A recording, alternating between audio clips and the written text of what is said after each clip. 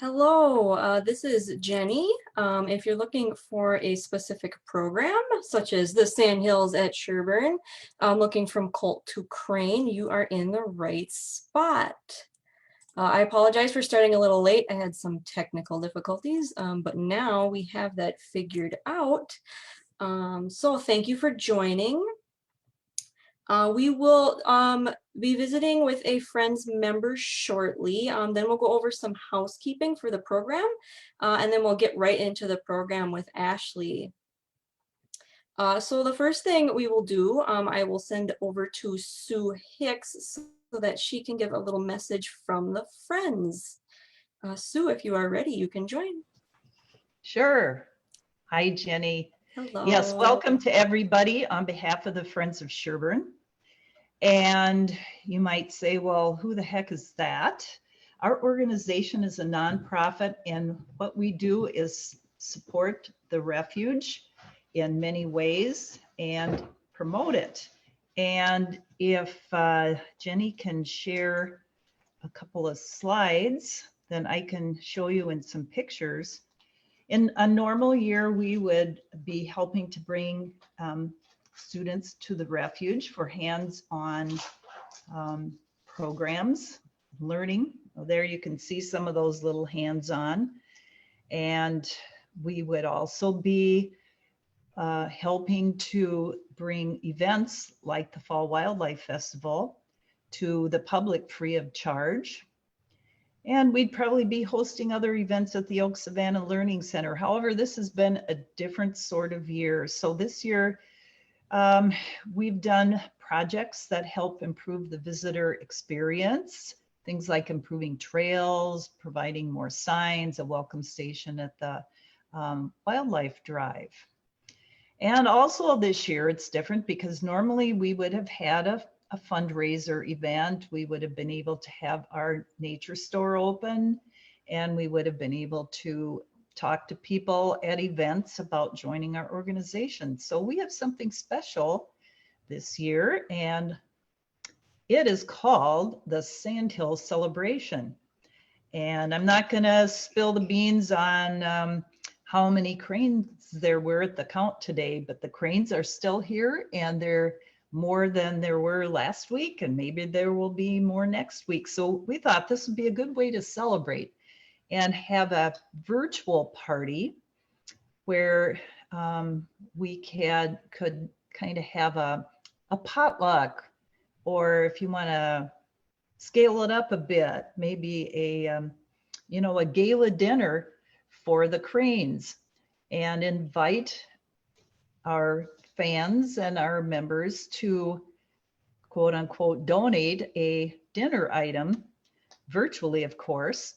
And some of the cool items that are possible are grasshopper gratinade. Doesn't that sound tasty? Or there's a frog leg delight, or cattail casserole, or even snail hors d'oeuvres. So these are all things that you can pretend give to cranes for our celebration.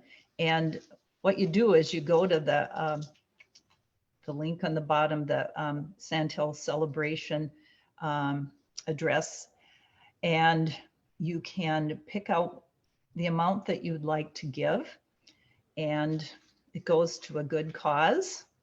And I'll have Jenny switch the slides here, and you'll see that for $25 or more, a gift of $25 or more, you will become a Friends member for a year.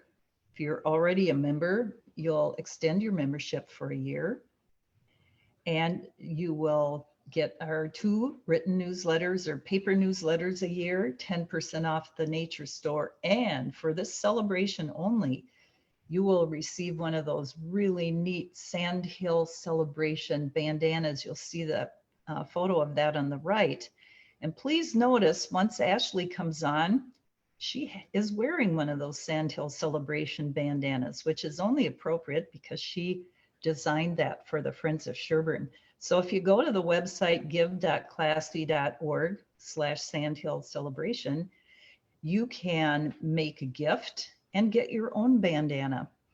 And the offer is good for sure through the end of the month. And so you still have a few days left. So we hope you'll consider it. It goes toward all those things I talked about at the beginning. And including it helps to bring you programs like this. So I will put that address into the text or box after a bit, so it will be there on your Facebook page.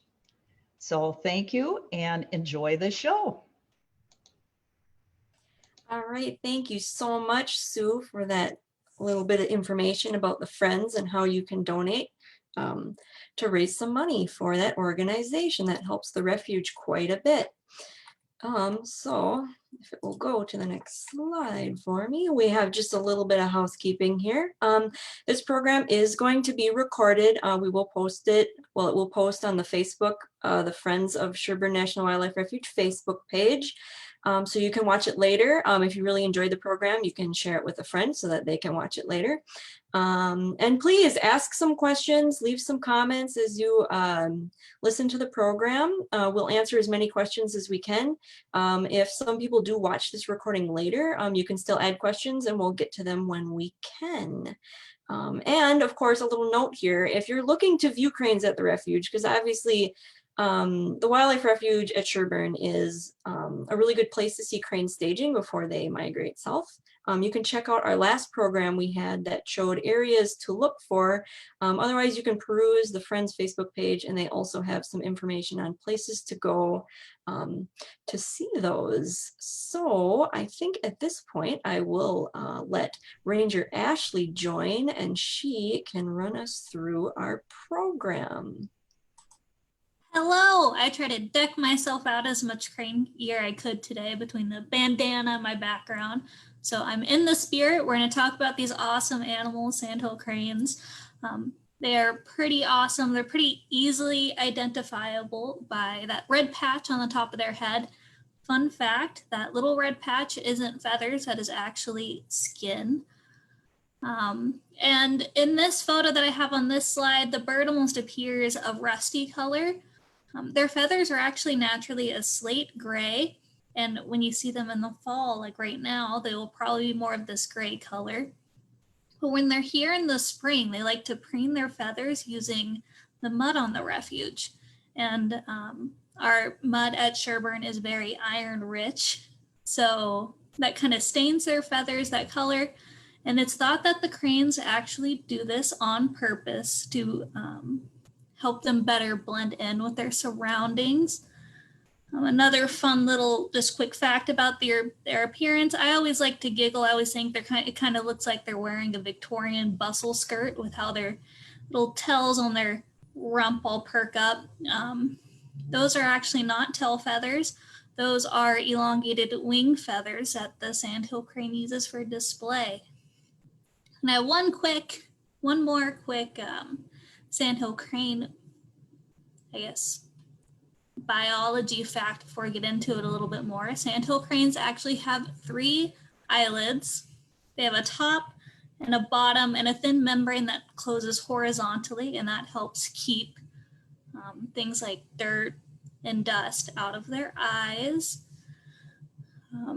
So going into their history, they look like dinosaurs because they kind of almost are. They're pretty old. The oldest fossils that they believe could be sandhill cranes date back about 9 million years ago.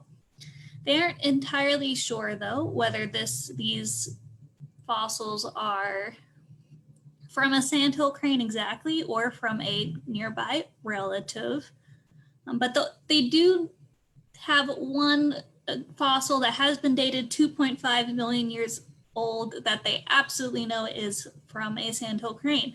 So that's still pretty old.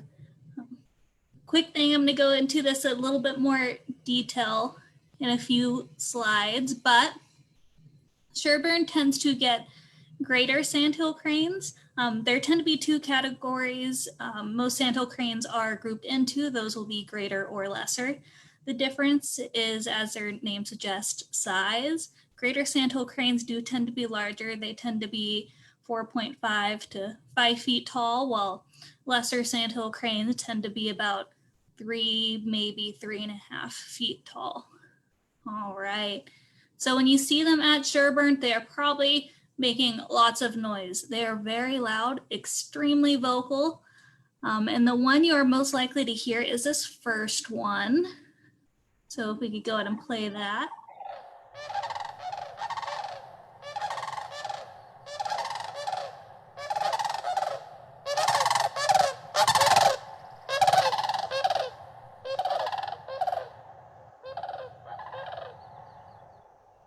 So that's only from a couple of cranes, I believe, and it'll probably be a lot louder if you're viewing them in the morning or evening at Sherburne from our viewing area. But that is their flight call. Sandhill cranes are actually most vocal in flight, and even more so when they're taking off. And it's not that they're super loud when they're taking off so that they can potentially avoid collisions. They're not running into each other. Another one, this next one you'll probably only hear in the spring. This is going to...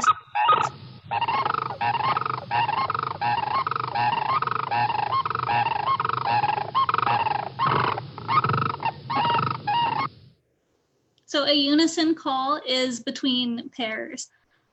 So the male call tends to be about 1 note, and the female call is 2 notes.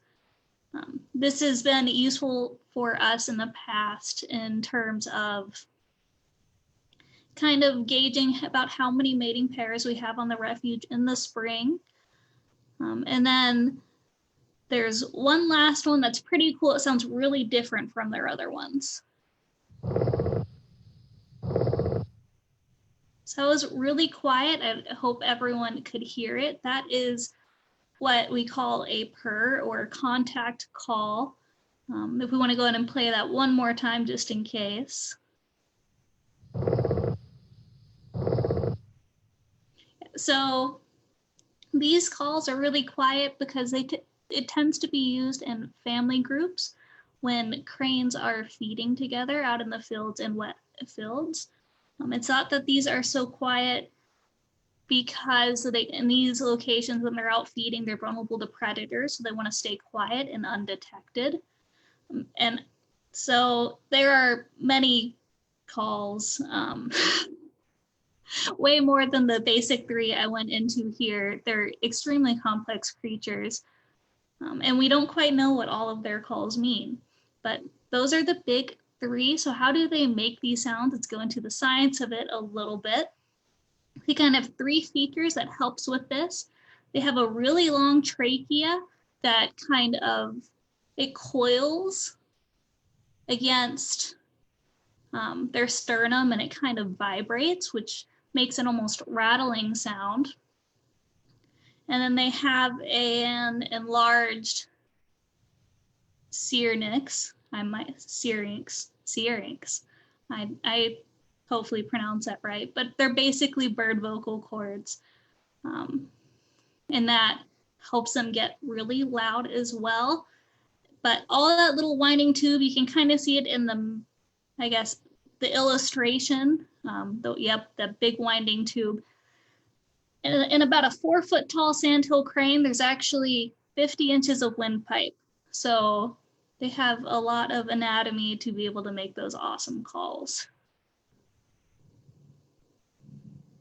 All right, and I think we're perfect. Glad this transition worked. We had been struggling with it. So I'm not going to go too much into what they eat because we covered it pretty well in our last program, but I will go over it briefly.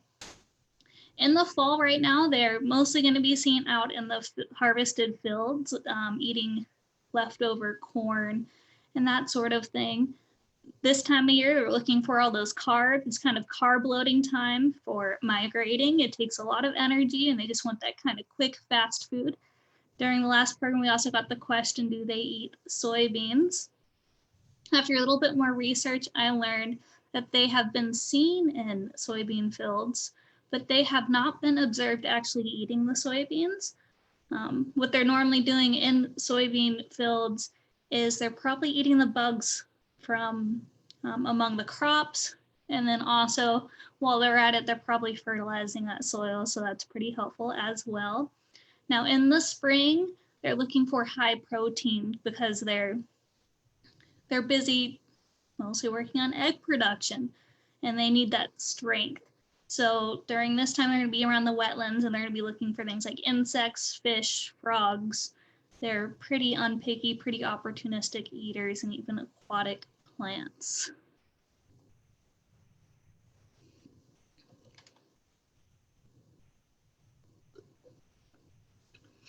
So getting a little bit more into their mating behaviors, cranes are sexually mature at 2 years old, but sometimes they do wait until they are 7 or so to actually pick a pair. They can be a little bit picky, but they have a good reason for it because they do stay together for life. And they form their pairs through these elaborate courtship dances where they'll flap their wings and they'll bow and they'll jump and they'll leap. It's pretty cool. And they have multiple dances. They use a few different dances to attract a mate and form a pair, but there are even more dances that after a pair is formed that they use to maintain that pair bond, just kind of stay connected. So once they're ready, they will start building their nest. And first, they'll start off with finding a location. This location is traditionally on small isolated wetlands. And they like the water. The water offers them a lot of protection. So they tend to nest within the shallow water and up to 3 feet. There are rare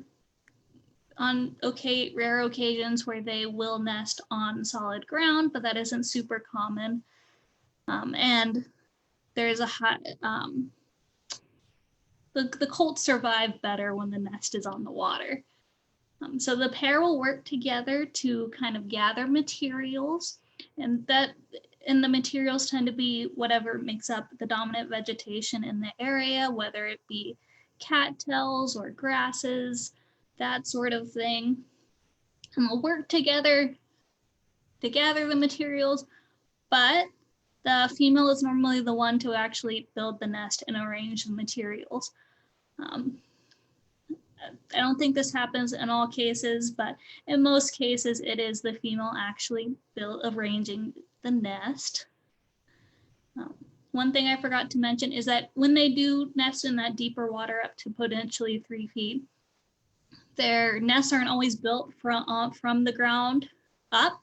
It isn't a 3 foot tall nest. They'll actually anchor those floating nests to plants if it doesn't touch the bottom. All right, so once they're happy with their nest, they'll lay 1 to 3 eggs. So that both parents kind of they tend to share responsibility pretty well. It takes about 30 days for a crane egg to be incubated. But from those 1 to 3 eggs that were laid, only one will typically survive the process from egg all the way to like migrating with their parents and fledging. The reason for this is because there are lots of predators when they are little. Predators include things like coyotes, foxes, raccoons, and even ravens will go after the eggs. But once they make it past, once they hatch, once they've survived as an egg, they'll spend their first month kind of sleeping under their mother's wing, cuddling up, dependent on their parents for a lot of things. They'll kind of run around flapping their wings, taking food from their parents. In the second month, they become a little bit more independent. This is when it kind of goes from chick to an official colt. And this is where their pre-flight training begins. So they're already flapping those wings, getting those muscles nice and strong for the 3rd month. And in the 3rd month is where they start to practice takeoff and landing. so they can kind of get in the air, flap those wings, and start learning how to fly. During this month, they also learn how to fully forage on their own,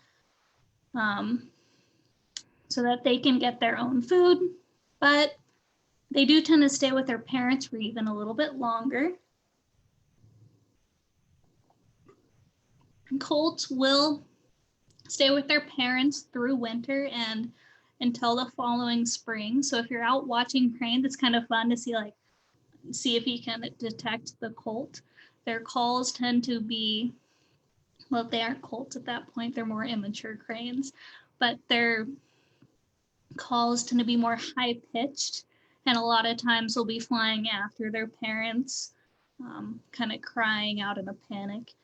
But once they make it to that stage, once they're adults and migrating with their parents, they don't have many natural predators, because they're large and not too many things want to mess with a 4.5-foot tall bird. All right. So now that we learned about their life from kind of egg to how they get to adult, I'm going to go into a little bit more detail about the cranes themselves.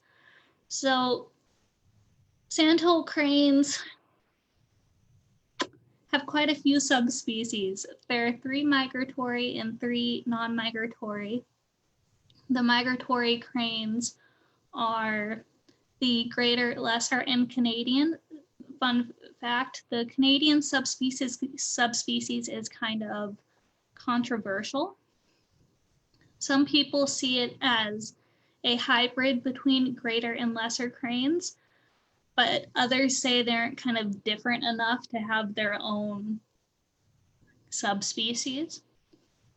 And then there are 3 non-migratory, the Florida, Cuban, and Mississippi. 2 out of 3, the Cuban and Mississippi sandhill cranes are actually endangered, and critically so. The Mississippi sandhill crane I know can only be seen at the Mississippi Sandhill Crane Refuge in Mississippi. There are about 100 right now in their population. So pretty low numbers, but they're up from where they were. And if that wasn't confusing enough, we split the migratory subspecies into 6 different populations, kind of for conservation management purposes. So through the United States, through the very center, you can see that gray streak running through it. That gray is going to be the mid-continental population. We kind of see them in Minnesota, not really. They tend to stick up to the northwest corner if we do.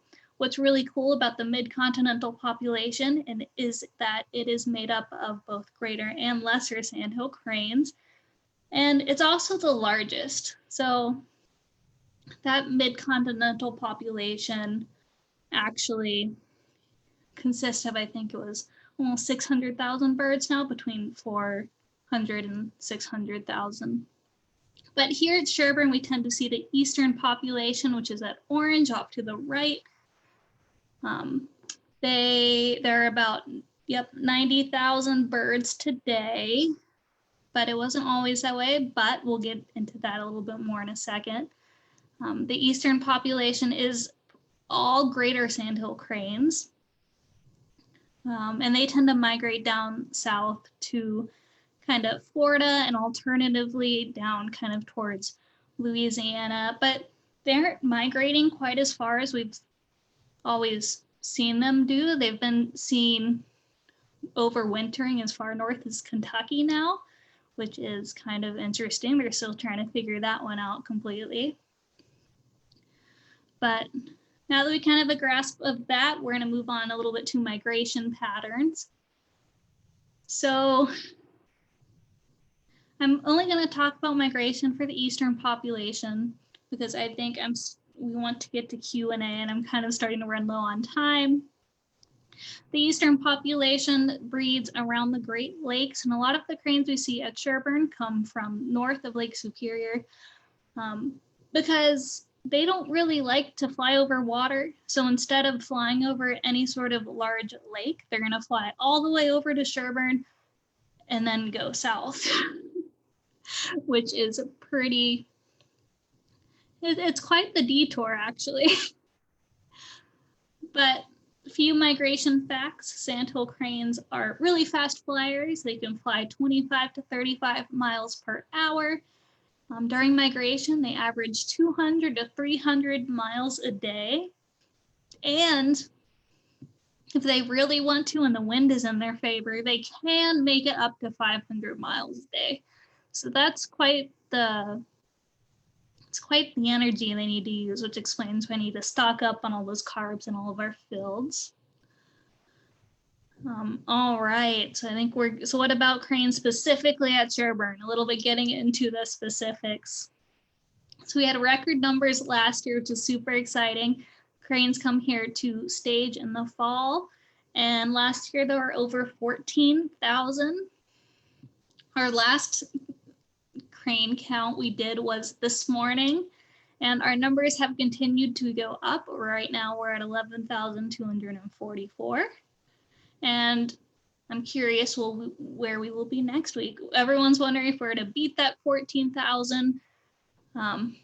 We don't know, but we've seen a lot of birds, but it hasn't always been like that. In 1992, there were less than 100 staging at the refuge. And there are a couple of reasons for this. So how do we go from so few to so many? Well, the crane population suffered significantly from overhunting and also from a lot of habitat loss. You can go ahead and go to the next slide, I believe. Yep. And there were fewer, we don't have, at least I haven't found any statistics from Minnesota, but in Wisconsin, there were fewer than 24 breeding pairs in the 1930s because of all this overhunting and habitat loss. But a few things happened and they bounced back. So the big thing was an increased interest in public lands. For example, a big one was the Migratory Bird Act, and that actually prohibited hunting of many birds, including the sandhill crane. And then to further kind of elaborate on that increase in public lands, the first National Wildlife Refuge was established in 1904. So again, we're seeing those early 1900s, and then the National Park Service was established in 1916. So those like National Wildlife Refuge system helped, is all about wildlife habitat and protecting, Sherburne in particular is for protecting migratory birds. And there's also the fact that we can't take all of the credit because the cranes are pretty darn resilient animals. They went from surviving in the wild to learning to feed off of our fields for energy. So they've really adapted to the human environment. So all of these numbers have skyrocketed to about 90,000 birds in 2019. And that there really haven't been this many birds in the eastern population before that we've seen. So one reason we might be seeing more at Sherburne is because they're actually, as their numbers grow, they're kind of pushing a little bit further west. So more numbers, and they're telling their friends that Sherburne is pretty great. But I think that's all I have for you tonight. So I think it's time for question and answer. Awesome. Yes. Let me stop sharing so we can see ourselves here. All right, Ashley, we do have a couple of questions, so I hope you're ready. Some of these may or may not stump you because I was not sure of the answer of some of them, but I know you've been doing a lot of research on cranes. So let me pop up. So Bruce was asking, do they eat only grain on the ground in the fall, or can they eat grain from the actual bean plant or corn stalk? So I don't know if we're specifically talking about fall. In fall, they will actually ignore fields that aren't harvested yet. I know in other populations, like the mid-continental population, there have been issues where cranes, as soon as the plant is kind of, as soon as the corn starts to grow, they'll go in and grab the mature plant before it has a chance to sprout. So once it starts to grow, there isn't really too much of an issue, but they do sometimes tend to still those immature corn plants in other places, but there really isn't an issue in Minnesota that I know of. Great. Awesome. Joan asked if there are any nesting pairs at the refuge. Yes, so we estimate that in the spring we get, I think right now we're guessing about 40 to 50 a year. So we used to do surveys and see how many we could count. And the way we did that was by listening for those unison calls that I talked about earlier. And then we ever want to note down the time and the direction they heard it from, and from that we could get a rough estimate. But since then, the numbers were kind of staying the same. So we're assuming that those pairs and the amount of mating pairs we have are staying pretty much the same. Pretty steady. Yeah, I know a lot of people in the areas. I know we had at least one pair of nesting cranes that had 2 babies that they raised this year. So if they're not on the refuge, they certainly like to nest nearby. Let's see. Oh, if this thing will scroll. So this is an interesting question, I thought. Okay. Joan was asking, does a pair breed each year, and do they breed when they first become a pair, or do they wait a couple years to mate? That is something that I would have to look more into. Right? It could depend on how early they pair up. I don't know what that timeline normally looks like, but yeah, I don't have an answer for that one. I'll have to get back to you. That's okay. Do some research or reply in the comments. That'll be some research. I thought that was an interesting one too. I would think maybe sometimes it would depend on the pair. Some of them might mate right away and some of them might not. But yeah, that one might have to do a little more research. They tend to not be great parents the first couple years. They need to have a little bit of a learning curve. So let's see. Oh, this is an interesting question from Lydia. She asked, if a crane dies, will it pair again with a new bird? yeah, they actually will. So okay. Most of the time, yeah, they'll seek out another mate. I don't know if they necessarily have any sort of mourning period or if they wait a couple years, but I do know that they will find they will pair up again. Okay, so Bruce decided to throw a tough question at you, and I'm not sure you're gonna know the answer to this because it is something to do with Canada. He was curious if hunting of cranes is permitted in Canada.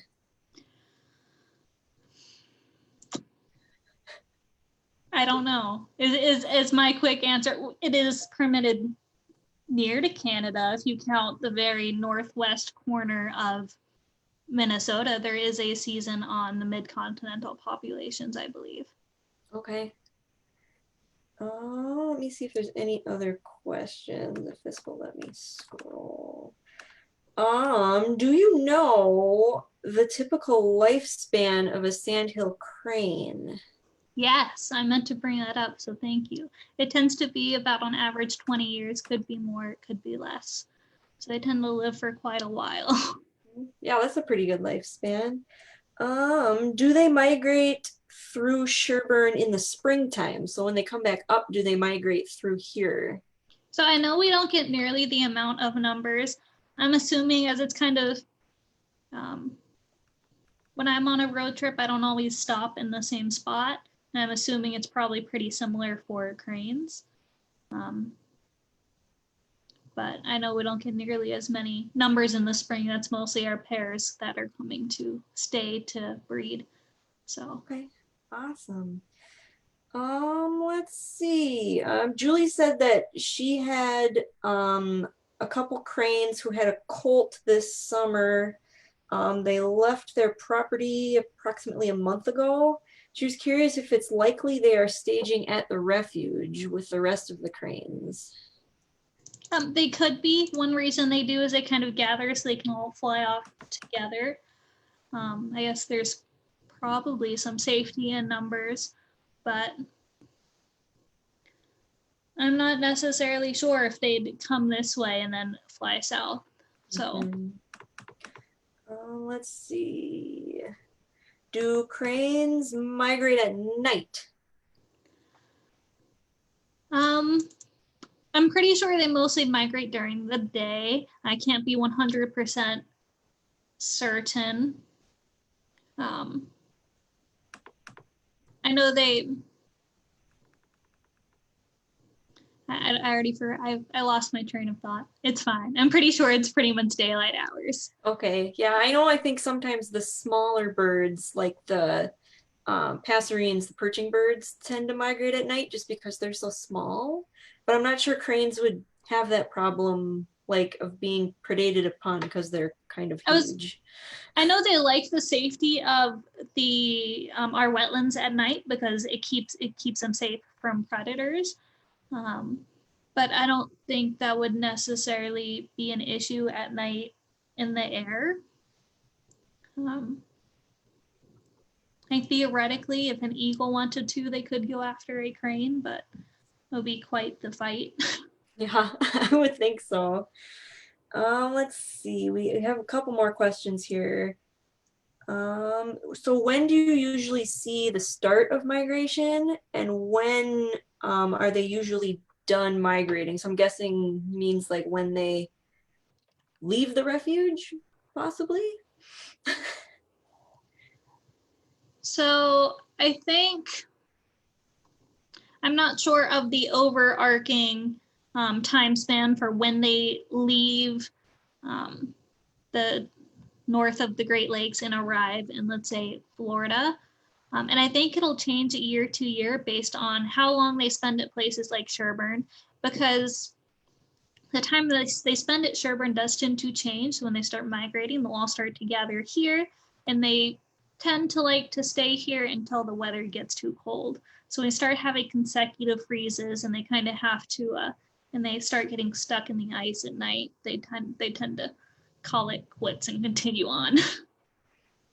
Awesome. Okay, I think this might be the last question. If we missed some, if I missed anybody's question, we will get back to you in the comments, probably tomorrow or the next day, sometime soon. Let's see. Is it possible to tell the difference between male and female crane by sight or sound?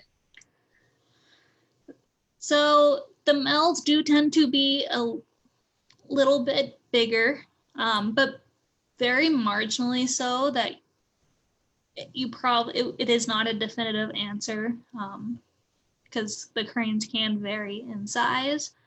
But the male does tend to be a little bit larger, a little bit heavier.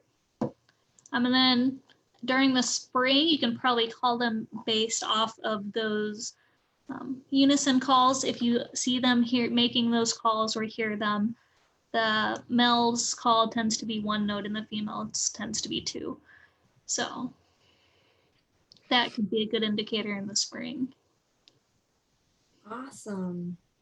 Well, all right. I think we've gone a little bit over our time tonight, and I think I got all the questions, but again, we will answer them in the comments if we missed any questions. So I think we are done with our program. We don't have any specific programs scheduled for the future, but I know we will have some upcoming, probably next month. So just stay tuned on the Friends Facebook page to see any more upcoming programs. I would also like to thank you so much for attending this program. If you started at the beginning, again, I apologize for the technical difficulties, but at least we got live and everything worked out well. So have a wonderful evening and a wonderful weekend viewing those cranes on the refuge.